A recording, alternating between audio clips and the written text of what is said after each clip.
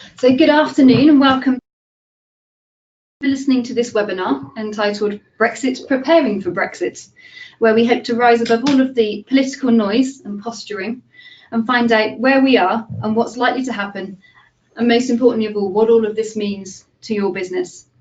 So I'm Hannah Vickers, I'm the Chief Executive at the Association for Consultancy and Engineering, and I'm delighted to host today's webinar for ACE, Environmental Industries Commission members, and as well as our members from the wider construction sector, from the Construction Products and the Civil Engineering Contractors Association. So how is today going to work? We will have 5 minutes from each of our guests, who I will introduce shortly, before questions you might have for them in the rest of the hour. So before we get started, some technical points first. Please keep your headphones handy and your microphone during the webinar. Questions under the questions section in your GoToWebinar control panel and select the send privately option. Very specific instructions there. If time permits, questions will be answered. If not, the presenters can pick the most popular questions to answer on the call. And please don't worry if you don't catch everything, as we will be sharing a recording of today's webinar online in the future. In addition, any questions that we don't get time to answer today, we will add to a frequently asked questions document, which we will share to you all as well. So you will get an answer, even if we don't quite get it. Okay, so let's get straight to it. Let me introduce the panel. I'm delighted to have with me this afternoon Julian Francis, who is our Director of Policy and External Affairs here at the ACE. Welcome to you, Julian. Good afternoon, Hannah.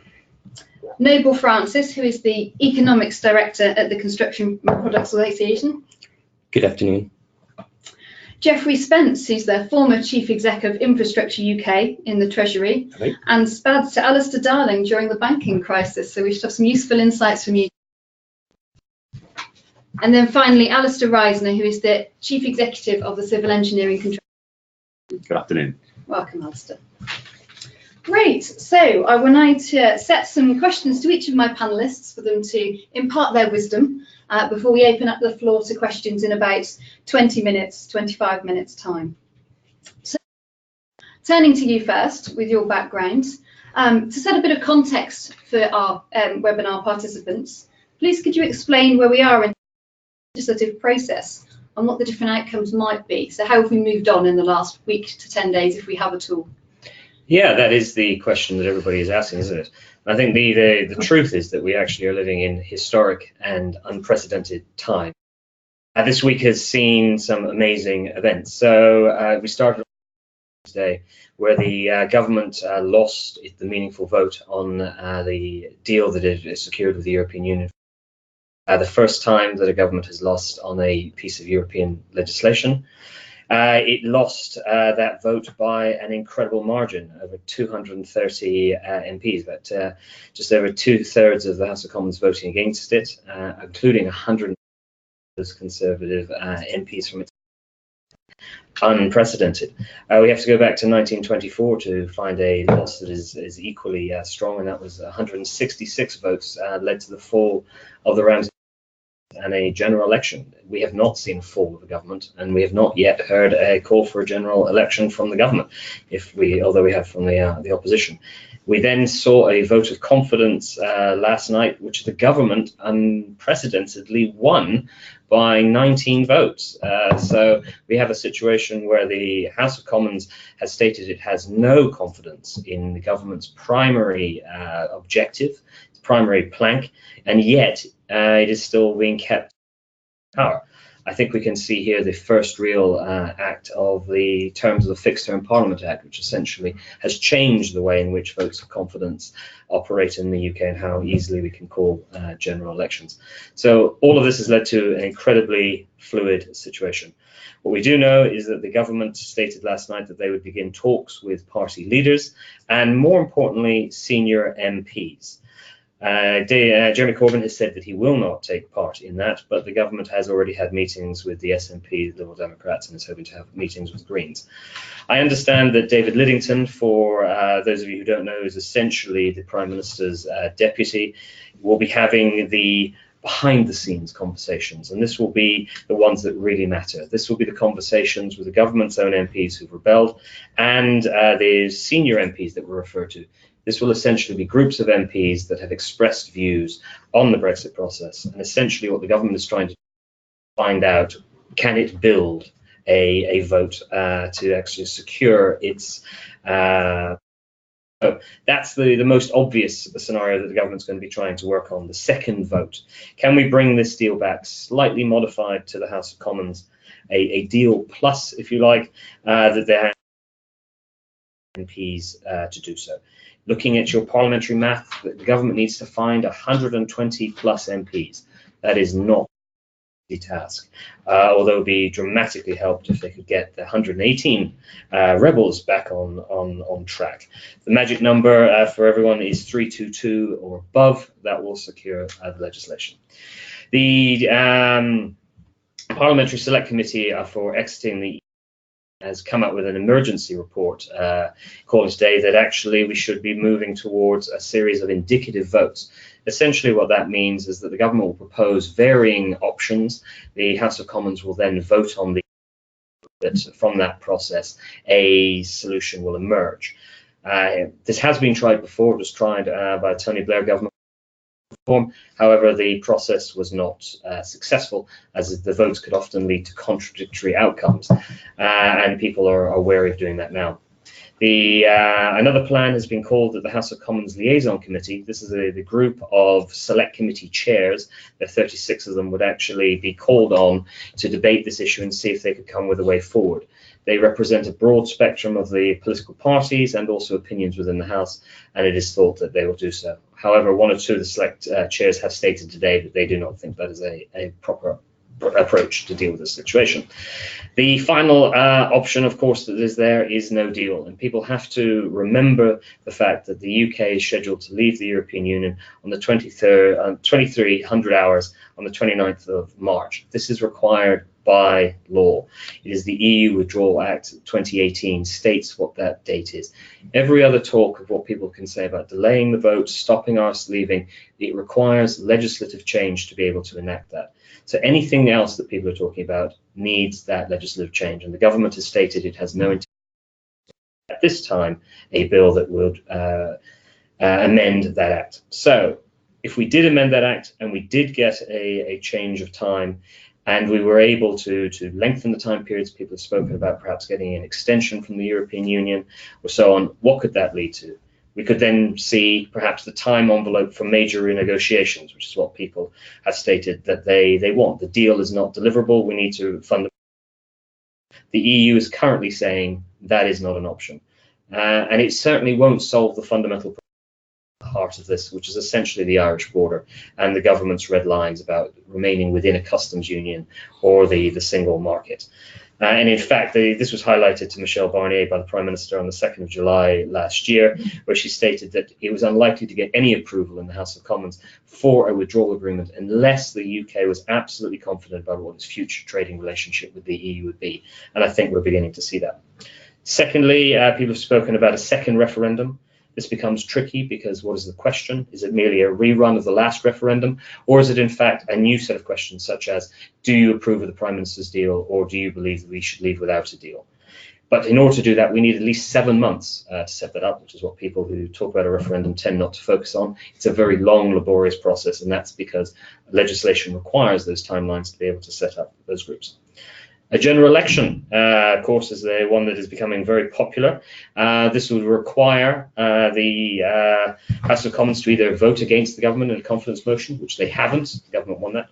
Otherwise, it would require requesting a dissolution to which a majority of the House of Commons would actually have to vote for. This is probably likely, as Jeremy Corbyn has stated, that he wants a general election, but it's not really going to solve anything if the electoral math of the MPs does not change. We will still find ourselves in the position that we are with the EU and a referendum result that says we should leave. Another issue that has been raised by some backbench MPs in the Guardian yesterday was something known as citizens' assemblies. These are essentially bodies that bring together random citizens to discuss these issues, to help educate them of the minutiae of the problem and to see what they can do. It sounds outlandish, but actually Ireland actually used this process fairly recently when it was looking at changing legislation about gay marriage within that country. Iceland also introduced it when they were dealing with the financial crisis. Canada and Australia have also looked at it for constitutional changes.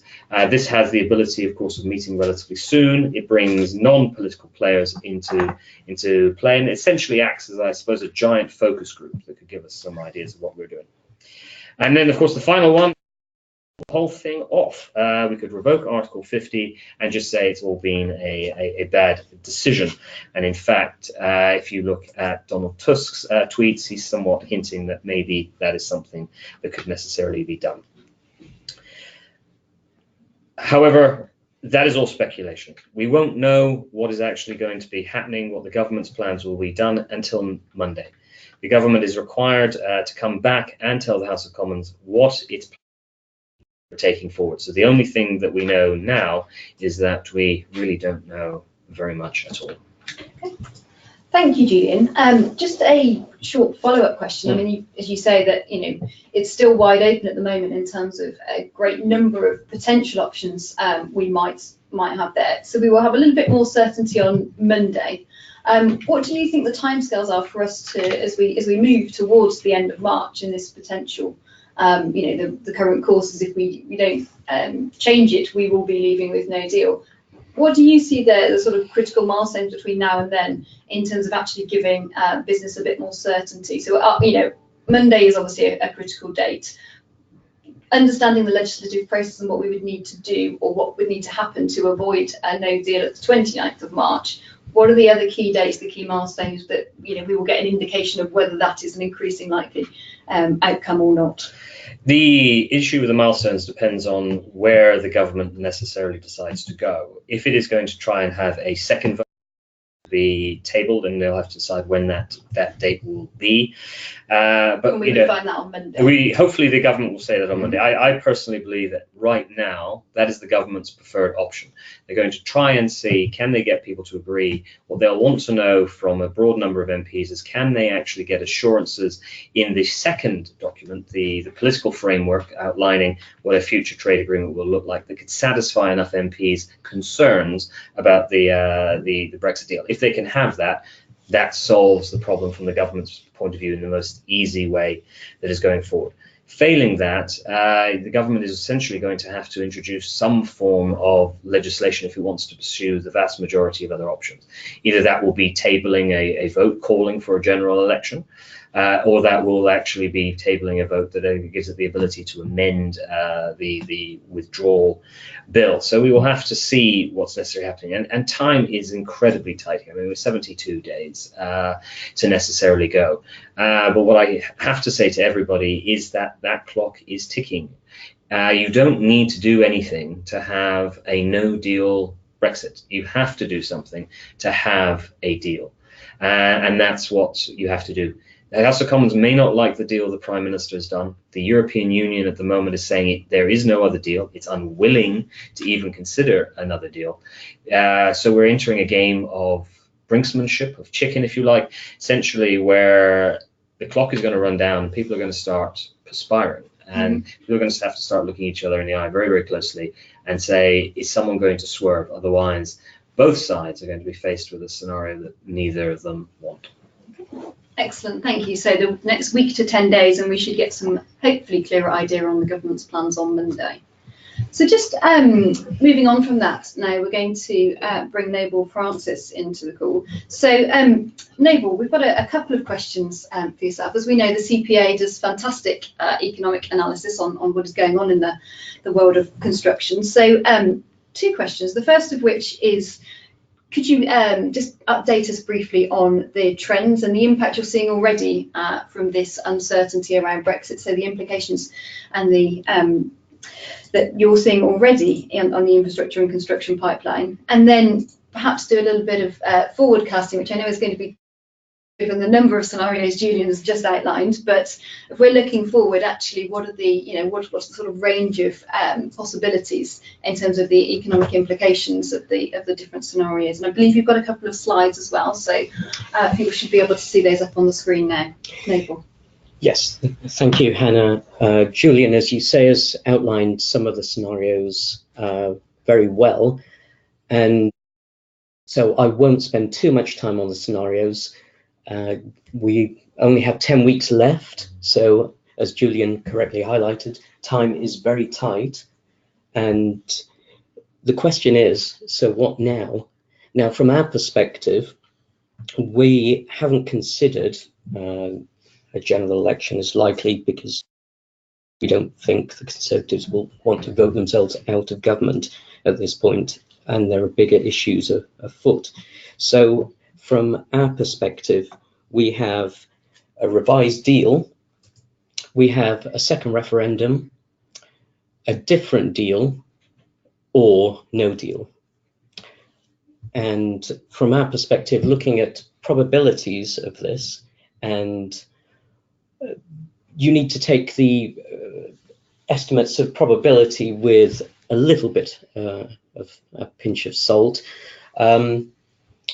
Revised deal, we don't see as likely to get through just purely because the extent of the loss highlights the vehemence of disagreement on both sides with the deal. Article 50 extension, which would allow the possibility of a different deal or a second referendum, and together they are the most probable outcome. But there is obviously the other possibility, which is no deal, which on its own individually is highly probable at this point, 35% probability. No deal doesn't come about by design, it comes about by lack of agreement on any other option, or as I've been saying in presentations, incompetence. So from our perspective, we publish our latest forecasts on Monday rather wonderfully, which means all of these issues are very prescient for us. Our default assumption in the forecast is that either a revised deal gets through, or more likely, we have an extension for Article 50 that allows either a second referendum or a different deal. Both of those provide a little bit of certainty in the near term, but obviously the extension to Article 50 doesn't provide certainty in the medium term. And this makes a big difference for us as construction, which is reliant on major investment. It, in particular, is a big issue for my members who are major manufacturers, because from their perspective, manufacturing that feeds into construction is high investment up front for a long-term rate of return. Now, a lot of the forecasts pre-referendum focused on catastrophe or potential catastrophe as soon as the referendum was over. That was never likely to happen because all we'd had at that point was a vote.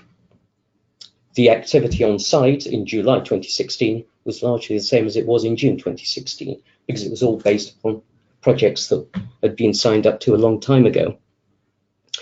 That doesn't mean the referendum hasn't had impacts. What it does is hinder new investment in some key areas. Now, if you're building schools, hospitals, it largely continues as is, unless you're working on Carillion hospitals, that is. However, if you're involved in areas that require high investment up front for a long-term rate of return, then investment has been hit there. Now, looking forward, if we were to end up with a no deal, then what you end up with is a situation where you're exacerbating some of those impacts. Now, what I've done is put together a chart of our main forecast, which, as I say, is based upon a revised Brexit withdrawal agreement going through and being agreed with the EU, or a delay to Article 50. Now, with those sort of assumptions, what you end up with is some sectors, such as private housing in 2019 and 2020. For private housing, we have 2% growth this year and 1% growth next year. Infrastructure, we have 8.8% growth this year and 7.7% growth in 2020. That's largely based around big one-off projects, of which there's other concerns outside of Brexit, primarily around delivery. However, if you look at some of the areas that have been impacted by that high investment up front, being affected by uncertainty, where does the uncertainty impact? It impacts upon commercial offices towers, particularly in London. It impacts on industrial factories, and it impacts upon prime residential in London.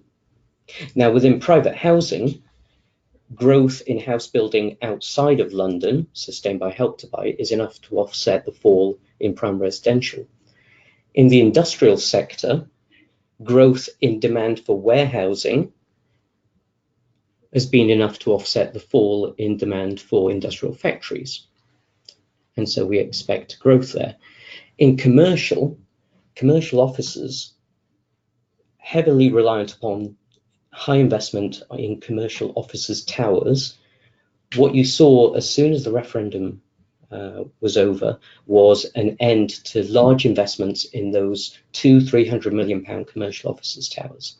And so what we're expecting is broadly flat total construction this year and 1.6% growth next year, but it's highly dependent upon which sector you're in. If we move to the next slide, now we have a no deal scenario. I should point out this is a scenario, it's not a forecast, and it measures the potential impacts of a no deal. Now with no deal, what you end up with is stockpiling in Q1, further stockpiling. Our members have been stockpiling throughout the second half of last year where possible. Some members can't stockpile because the products have a shelf life of only 5 to 7 days, but those firms that can stockpile have been stockpiling. The stockpiling provides a boost to activity in Q1, but the main impact of no deal would be a sharp fall in Q2 and Q3 while systems adjust. There'd be a sharp fall in trade. And from a construction perspective, rather than the economy-wide perspective, the majority of construction products used in UK construction are made here. 78% of construction used in UK construction are made here. But of the remaining products that are imported, 2/3 of those come from the EU. And so if we were to have a no deal, you've got two impacts, which is firstly an issue around product supply and product inflation directly, and then indirectly, what you would expect around a no deal is a significant depreciation in sterling, as we saw after the referendum, around 15 to 20%. And what that would do is raise import price inflation for construction products. We saw that occur in 2017. We would see that occur over the next year if that was to be the case. As I mentioned, the biggest sectors affected so far are industrial factories, prime residential, and in particular commercial offices. Going forward, if we were to have no deal, that would be the case again. And so overall, you end up with construction falling 4% this year and 2% next year. But the biggest impacts would very clearly be on commercial offices and prime residential. Thank you very much, Neville. That was hugely insightful, and as always, very, very useful based on your historic knowledge of the trends as well. So I should say that although it's just a scenario, I think it's it is based on an awful lot of expertise that yourself and the economics team hold in the CPA. So thank you very much. So moving on from that, Geoffrey, I'd like to bring you into the conversation. So as we referred to already, you were the Chief Executive of Infrastructure UK, so you worked at the very heart of government, including during the banking crisis. So got a couple of questions. So the first question for yourself would be, could you give us a little bit of insight about actually what the civil service and government is going to be doing in managing the Brexit process, and how are we going to see that influence the infrastructure decision making, the big government projects as we come up to later this year? Well, I mean, it's small consolation, but the first thing I will say is I don't think the consequences of a no-deal Brexit are as bad or present as much risks to our economy as a whole as the financial crisis did. Regrettable that we're having two, if slightly differently shaped crises within a 10-year period. But I think we should just stand back and remember that we actually have gone through worse and we've managed it and come out the other side in terms of the economy and of course increasingly employment in terms of what we see day to day here in the UK. So, and I think when we go back to the financial crisis, what we should also remember is the funny thing about government is, and I'm here talking in the first instance about the civil service. You may not believe it, but it's quite good in a crisis. And part of that is because what government's all about is managing tail risks. Now, tail risks are those things that in a normal business, day to day, be catastrophic, but you don't think about it very much because it's so extreme and it's so remote in terms of probability that's not, you know, if that happens, there's not much you can do about it. The thing about governments are day to day with planning for and managing and dealing with those sort of tail risks, which of course go from war through to something like financial crisis or through to this situation. It's because they have money, because they've got the ability to make law, although that does depend on the politics of the time, and they've got a wide range of government resources able to throw at the problem. And I would expect that the civil service know exactly across Whitehall what the impact and what they'd have to do if there is, for example, a no-deal Brexit. Now, I'm sure it doesn't often look like that. And I think I make 2 points is don't listen to, if you're trying to judge whether the government's ready for these sort of situations, to what you see on TV and what you hear in the radio from politicians. Not because politicians in these situations want to be misleading particularly, but actually they are aiming those comments at a far broader audience than you running a business.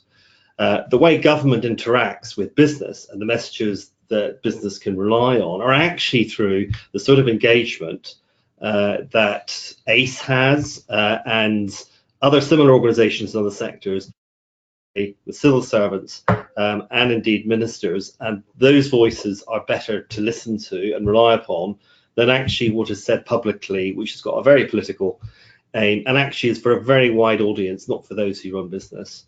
Look, I think the second problem, which sometimes leads people to worry that a government is not actually capable of managing a situation, is actually civil servants don't really want to say very much until they have to. They're bred psychologically in part to be detached, to be skeptical, and actually not to say very much, but to listen an awful lot. And then do an awful lot of work behind the scenes to prepare, usually for the worst, in terms of contingency planning, etc., etc. So I would have thought the civil service knows what the worst looks like in terms of these outcomes, in terms of the practical effects of the economy, and there will be plans to support business through this, but they themselves have said that there would probably be 6 months of potential disruption to sort of reasonable trade flows from a no-deal Brexit for people to actually manage, which obviously is not good news.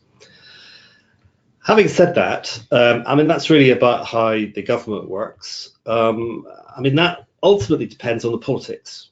So, you know, one of the things to remember is in the referendum, the Prime Minister at the time instructed the civil service to do no preparation at all for the outcome that the referendum ultimately did give, which was obviously for us to leave the EU. So there was a period of time when the civil service were not ready to know how was the best way to advise ministers how to deal with the situation, or what a leaving the EU looks like. So civil service need time to assess what the right options are, implications are, and then they need the political will to take that forward. And of course, I think the problem we face, which we heard earlier, is we do not know yet what the political will ultimately will be that will drive us to the next stage. We are a parliament that seems to be divided. We are a country that seems to be divided. Now, so I think that in terms of how the government responds to a no-deal Brexit, obviously that is key. Now, I think one of the ways it could respond, because there will be a degree of economic disruption if it happens, is to spend more money. So one of the questions we've got here is what happens in the spending review should, well, in any event, in terms of the outcome of Brexit, but possibly, particularly in a no-deal Brexit. Now, I think one of the interesting things, it was relevant for the last financial crisis as well, is infrastructure is not a tap for spending money. If you want to give support to an economy, if you want to turn on the tap to actually get money into people's hands, to keep GDP growing, to avoid unemployment, actually what you don't do is decide to build a big railway or a big road. Because basically, if you think about it, you've got to wait quite a long time before you ever see anything happening on the ground as it goes through planning, as designs are made, etc., etc.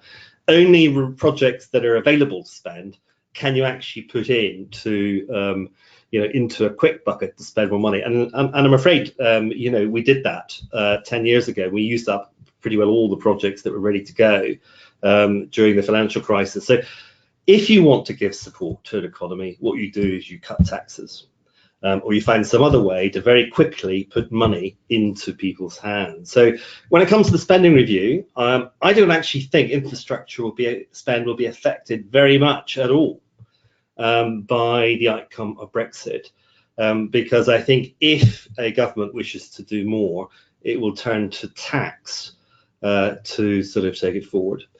I mean, more generally, is it surprising that this is all coming to the last minute for a decision? I don't think so. I've done 2 negotiations with Europe, one on during the banking crisis, one on Hinkley Point C, and the ultimate final deal is never done, usually until 3 a.m. after the deadline, in terms of a European deal. So I would expect there is more road to go in terms of discussions between the UK and Europe. Obviously, there's more road to go here. And this is what the civil service are expecting. I think the one thing that I can see from discussions with friends in the Treasury and looking at the political situation is I actually don't think this government will willingly go into a no-deal scenario. I think they will do everything possible to avoid it. And indeed, one former colleague of mine in the Treasury said to me that there is 0 chance of having a no-deal Brexit. And he was talking about where the government was rather than where Parliament was at that stage.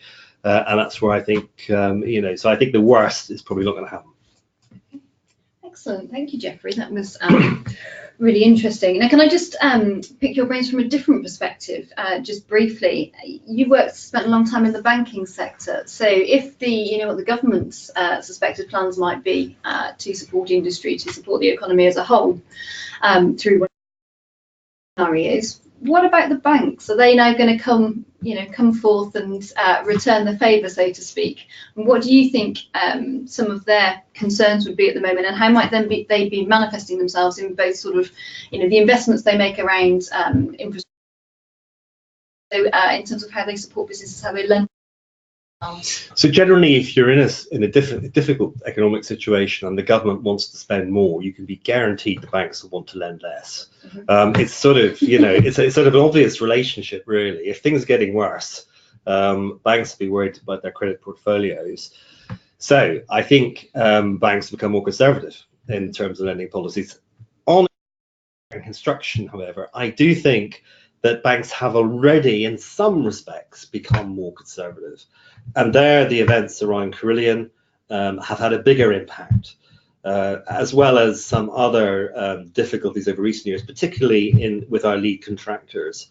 And I think what we're seeing is that lending institutions, and actually I think shareholders as well, increasingly do not want to see these firms enter into fixed price turnkey contracts, where they've probably, as banks have lost confidence in the ability of those firms to judge whether those costs and timetables are correct. And I think we've seen this already. So there's a move, has been a move away for some time away from those sorts of models. But I think that hasn't been noticed too much is actually financial institutions are saying, both to those companies they own and also those companies they lend to, I'm afraid you've got to get out of this business. You cannot take these sort of risks. You're proven not to be very good at it.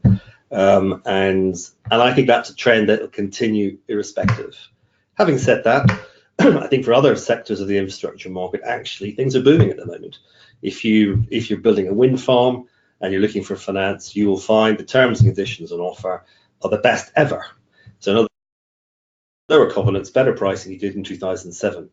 If that makes you wobble a bit, that we're back to 2007 terms and conditions, I wouldn't be too concerned. I don't think that necessarily means we're going into financial crisis again.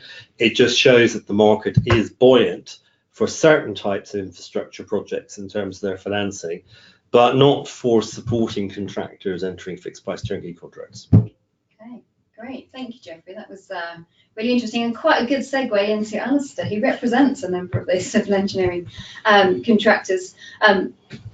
Alastair, now, just before I bring you in, I want to remind everyone listening that you have still got the opportunity to put questions in. So we're going to have some time at the end for those. So please get your questions in, if you could, for the panel. So, Alastair, back to you. Thinking a little bit more now about how businesses might prepare themselves. So we've looked a lot at the environment around businesses, what's going to happen. One of the key policy areas across the industry that we've been looking at is the impact or the potential impact on skills and migration from the various different Brexit scenarios. So you've recently coordinated a cross-industry skills survey, bringing all of us together to have a look at that. So if you could just outline what the main points and the main recommendations are within that, and also, given the range of scenarios we're still looking at, is there anything that you believe businesses should be doing now to secure their skills base to, perhaps try and insulate themselves from some of that migration risk going forward? Certainly. So if you all cast your minds back to the day after the referendum, organisations like CECA and AC and CPA suddenly went, oh, blimey, we've got a bit of a job to do now. And so the first thing was to try and understand what that impact on our members, on UK construction businesses were. And very quickly within that discussion, the availability of skills rose to one of the priority issues. Put simply, because you look around your offices, your production facilities, your sites, 1 in 9 of those people, 1 in 10 of those people came from the EU. Now, the difficulty we've had is in the interregnum, in the period between now and then, we've kind of had this phony war, because until we know what the migration system looks like post-Brexit, we don't know what we need to do around recruiting to fill those shortage occupations.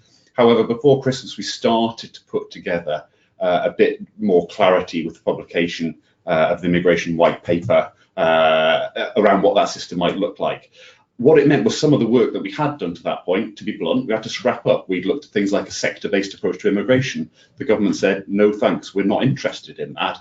So where they went to was, what are going to be those particular job titles that we may struggle to recruit post-Brexit? Also, this is we're no longer looking at an EU market, we're looking at a global recruitment market, and what is the best way to achieve that? So the immigration white paper looks to that. We as an industry felt, rather than everyone promoting our own book, trying to get our own things in, how about we work together so we make sure that as an industry we get the right skills available. So as you mentioned, we did a survey just before Christmas. Thank you to everyone online who's taken part in that. That's picked out 10 particular occupations that we think are severe shortage occupations. That's not just severe shortage post-Brexit. That's, to be blunt, we're struggling to recruit them now, and it's only going to get worse in the event that there's a constraint on migration. So running through them very quickly, trade supervisors, those guys on site managing at the site level, general labourers, project managers, civil engineers, plant ops, quantity surveyors, carpenter joiners, bricklayers, production managers, and surveyors. So there's sort of 3 categories there. There's the operative type people, there's the surveyors, and there's what I'd say the managers. Now, a lot of you online will be engineers and be going, well, there's not a lot of engineers. That's really a function of the way that we look at occupations in this country. The standard occupation codes don't address engineering occupations terribly well. So we actually asked that question as well. If you're not covered here, is there anything else that you think we should be looking at? So through that, we did get also structural engineering, M&E, what you might call design engineering in the round, along with a couple of the other sort of specific operatives. So dry lining, ceiling fixing, ground workers, electricians, building envelope. A lot of that is driven by a lot of these people in London. So what are the types of activities that are happening in London? Those are the functions that we need to fill. So I suppose if the question is what can we do about it, we do have the opportunity to influence government policy in that area. So we need to do that. But before we start expecting government to solve the problem for us, we need to sort our own lives out. We've been tapping into a European pool because we've not been recruiting enough domestically. Now, I do think there's a limit on domestic recruitment. They're literally, for some of these roles, even if we absorb the entire and training pool, within a couple of years, we'd have absorbed them in construction alone. And we know that there's other industries that will also be looking to increase their domestic recruitment. So where we do see a continuing requirement, we've said that those 10 trades, with perhaps some of these other non-occupation trades, we're going to recommend to the Migration Advisory Committee that they get put on the shortage occupation list. Whether we're successful in that remains to be seen. To be blunt, one of the reasons we voted to leave the EU was because of high levels of migration of low-skilled workers. I don't think there's much appetite to open the door to more low-skilled workers just because we need them. So I think those low-skilled workers will need to work hard on domestic, but for some of the higher-skilled roles, I think there would be an opportunity there. The other thing I think we should look at is, as part of the future migration model, there is a route for low-skilled workers, but they can only come in for 12 months. Our argument would be, if in that 12 months they can train themselves to become a higher level of skill, that should allow them to remain, which encourages us to be able to fill skills gaps in that way. So I think those would be the key actions on skills. But I think for businesses as well, they need to be looking at their existing workers. So the government has said that for those that were already here, there is the opportunity for settled status. Don't just expect that your employees are going to do that for themselves. I think it's a role for employers there to get out there, raise awareness, provide legal support. We're speaking to members and they're actually helping with legal support around settled status. Shouldn't require very much, but it's just making sure that people know what they need to do. And also, there is a cost. There's an argument that an employer may wish to support their employees with the cost of achieving settled status. If you don't have EU migrant workers, you may say, oh, that's all right, it's not a problem for me. But bear in mind, there are bits of the industry that do have problems, and there's a big chance that they will start to draw in. So if you're elsewhere around the country, don't be surprised if there's a skills drain down to London and the southeast, and you may see some of these roles becoming hard to recruit in your area as well. So I think from a skills point of view, those are the key points. What should industry do around responding to Brexit? I think the government's put out some decent guidance on that. It's HMRC partnership pack, it's business readiness tool. I think we can circulate details of that after the event. But the final thing I think we should be doing is, I'm not a big fan of the sort of American approach of picking up the phone to your senator whenever there's a vote.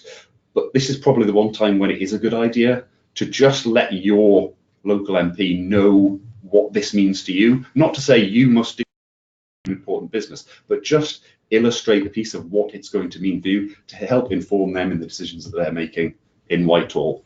And I think there's one final thing, and it goes back to what Noble was talking about, logistics and stockpiling.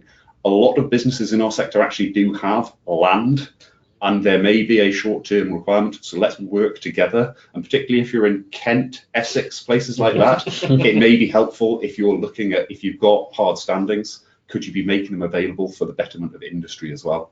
So I think those are the key things I would say.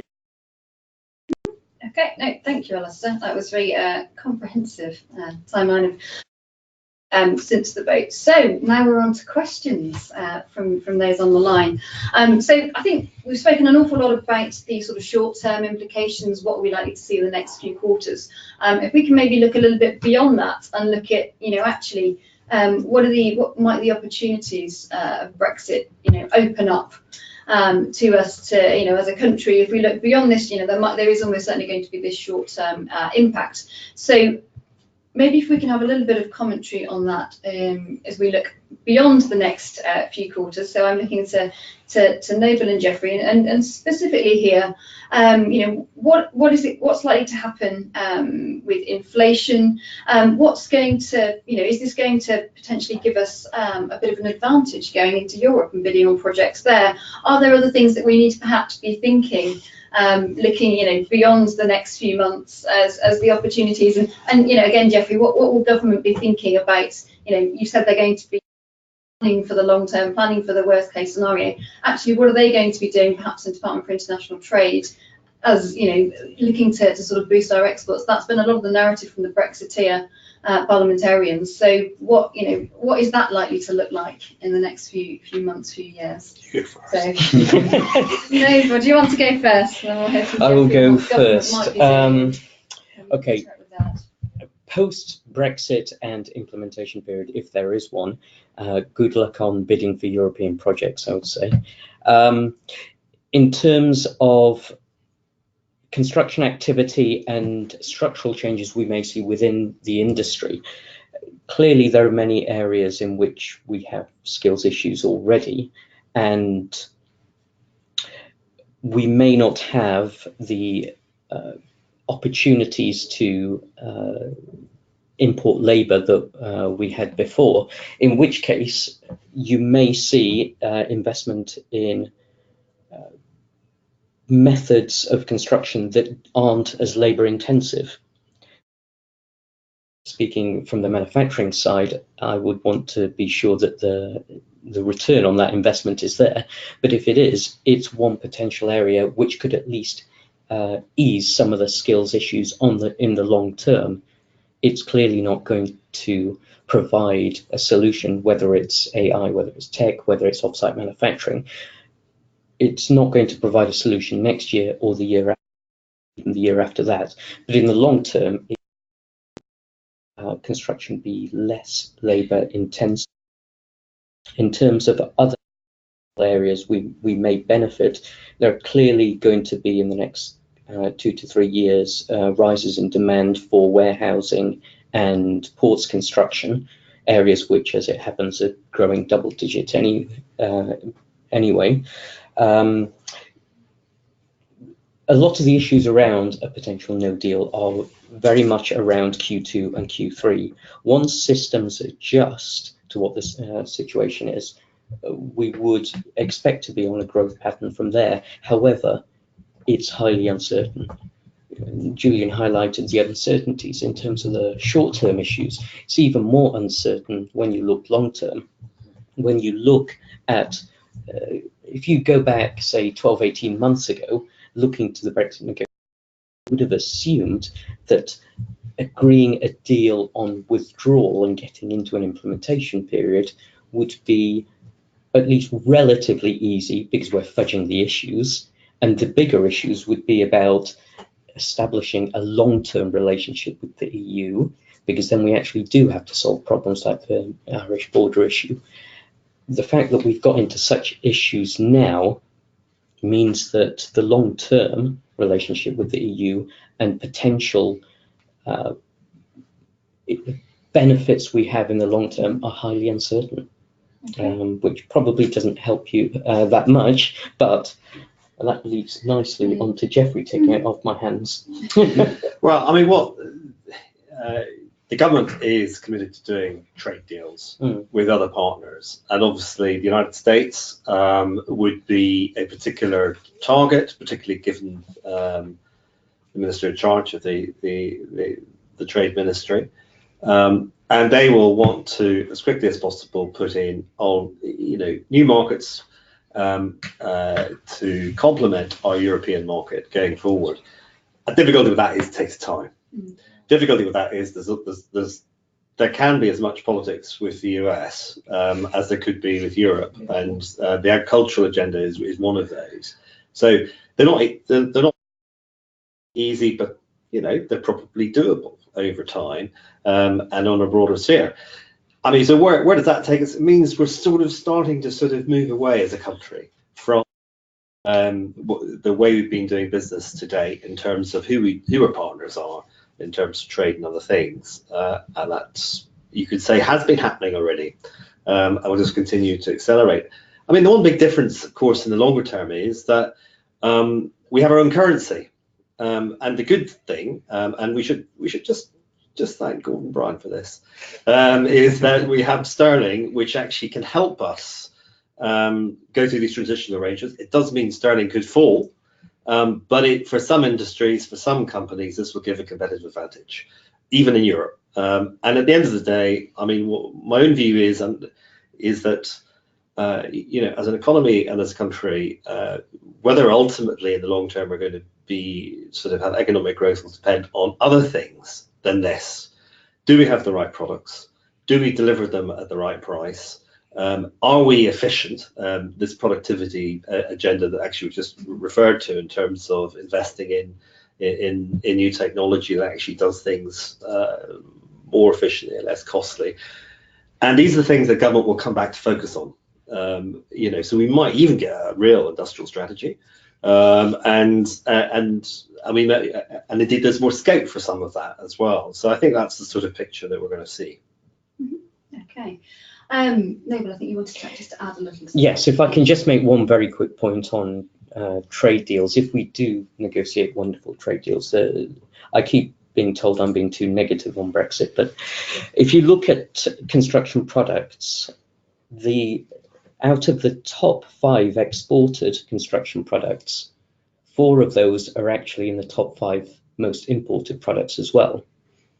Now that means one of two things. Either what we do is we cheap versions of those construction products and use them en masse, and we export high quality versions of those, which means if we can negotiate great trade deals, we could actually benefit greatly from that.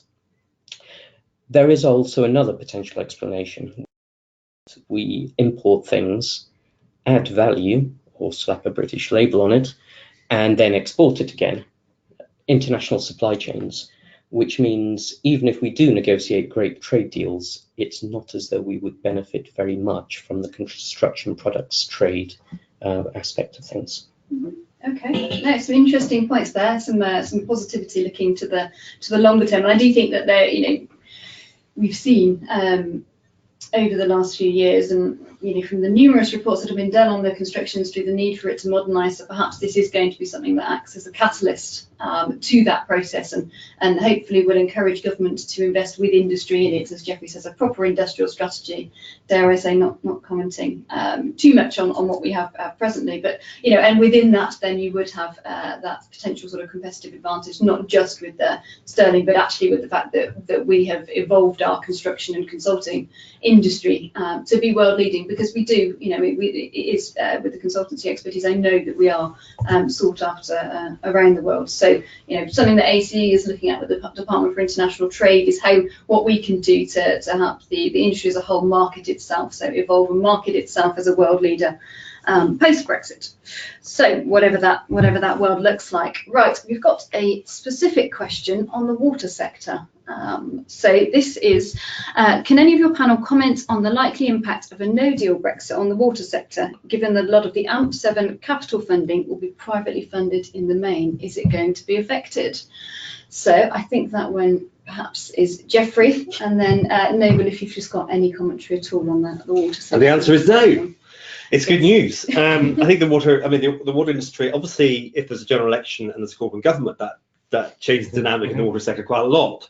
But let's just say we seem to have privatised water companies that are seeking. Now, I think one of the reasons the question may have been asked is the EIB has been a big funder of water companies going forward. And I think there's 2 things to say about that. It's not completely clear what's going to happen in terms of the EIB. The EIB does actually lend to countries outside. And it's not even clear what's happening to our shareholding. So we don't quite know yet. What we do know is that since the referendum, they haven't lent anything of any significance to the UK. But we'll see what happens. But even if they don't participate in the UK market going forward, particularly in funding water companies, frankly, we don't need them. Water companies have got a credit rating that actually supports a large amount of bond issuance to support their business. And actually, you know, the only effect will be that instead of slightly cheaper money coming from the EIB. A few bankers in the city will get a bit more money issuing a few more bonds for these water companies. So I don't think this will have any effect. Any of the scenarios I can think of will have any effect in terms of that investment. Okay. I concur with that, which is it might marginally change the rate of return, but in the end, the investment is based upon what the long-term rate of return is, and unless you stop drinking water, then or consuming water, then the rate of return is there. In which case, the investment will be there, albeit it might be slightly more expensive, but it shouldn't impact upon the extent of investment significantly. Okay, excellent. Right, to our final question before we finish. This is one bringing us right back down to what's going to happen at the end of March. So, Julian, I'm looking at you for this. Could you just describe, in your opinion, and maybe you may want to comment as well, but what would happen on day one of a no-deal Brexit in terms of trading following WTO rules? So what would we actually notice on the first day? Would anybody like to comment on that? Wow. Okay. What would we actually notice on the first day? That assumes a number of issues that we don't necessarily have an answer for. How much and how effective has the government's no-deal planning been? How effective and comprehensive has the Europeans' no-deal planning been? One of the things that we have an issue for at the moment is that neither side is coordinating their own no-deal preparations. That if we situation now where both the EU and the UK government were waking up to the fact that there really wasn't going to be a deal, and I absolutely agree with what panelists have said here before. It is not the decision of the government to want a no deal. It's not the Europeans' decision to want a no deal, but it could well happen. If they actually got to a point where they started to see this, if we started seeing British and European officials beginning to say, how will this impact on trade for the continent, which is reliant for both sides, then we could well see agreements on separate issues all coming forward at one time that will allow a transition period. Even though people may not call it that, there'll be some kind of fudge period that will enable us to necessarily move into that scenario. What you'll also then see is intense pressure on both sides to finalize some kind of future trade relationship between the UK and the EU. Remember, we like to think of ourselves as necessarily the center of the universe point of view, but we are the second largest or third largest, depending on which indicators you use, economy within Europe. We're also a mass exporter of things to the EU. They are interested in maintaining trade with us. They don't really want us to leave the European Union. We also don't want to be locked out of European trade. No one's saying they don't want to trade with Europe anymore. Even the most ardent Brexiteers aren't saying they don't want to trade with Europe anymore. What they want to do is they have more flexibility in trading outside of Europe, not be tied behind the barriers of the customs union and the single market. So that will be a political decision of what we can actually like. The worst case scenario, of course, is you could have planes not flying out of Heathrow. You could have trucks not lining up at the border. You could have, drugs not being delivered. But we're all aware of those. Those are known unknowns, if you like, and no one's going to necessarily want to see that happen. And I can imagine huge amounts of pressure will be brought to bear to ensure that doesn't happen. And as Geoffrey said, the civil service can be extremely good in a national crisis. I mean, don't forget that we have seen, not recently, obviously, within this country, but within some people's lifetimes, wars within Europe where people responded to these things much more quickly than people would necessarily have imagined. Once we know it's a national emergency, nothing galvanizes action quite like that. Okay.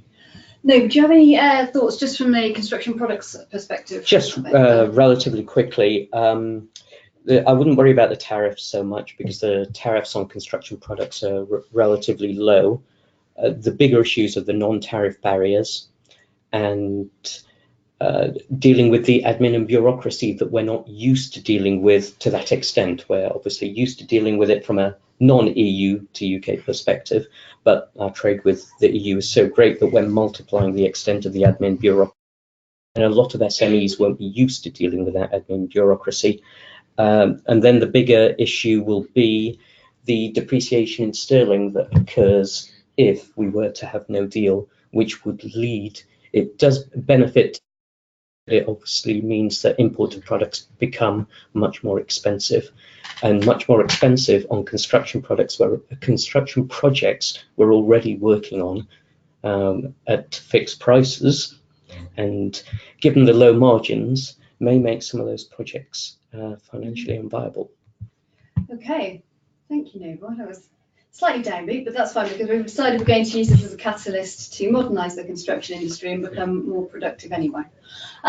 So I think on that basis, and given that we probably exhausted our crystal ball gazing, given that it's going to be another week and a half perhaps before we learn a little bit more about exactly what the options are and how quickly we might get there, I think we'll call it to a close. So thank you for questions. Thank you for all of you who've been listening and no doubt eating your lunch at the same time. So it's dedication of our industry is incredible. So thank you very much for that. Thank you very much to my panelists who I think have hopefully diligently answered your questions and given you different perspectives actually which will help you in planning for your business and how you're going to sort of adapt over the next few months and beyond that. As I said, this is joint for the 3 trade associations, so we will continue to work together to represent the industry and also to support yourself. So please keep in touch with us. The more we can do to help you over the next few months, that's going to be our top priority as a collective. So please do keep coming. And suggestions, because that's what we're going to need, I think, as we go into the next few months, is how do we work better as a collective, and actually we do need to go in and negotiate with government as an industry. What is it we are going to be negotiating for on behalf of yourselves as business leaders? So thank you very much, and this will all be available online. Friends, good afternoon.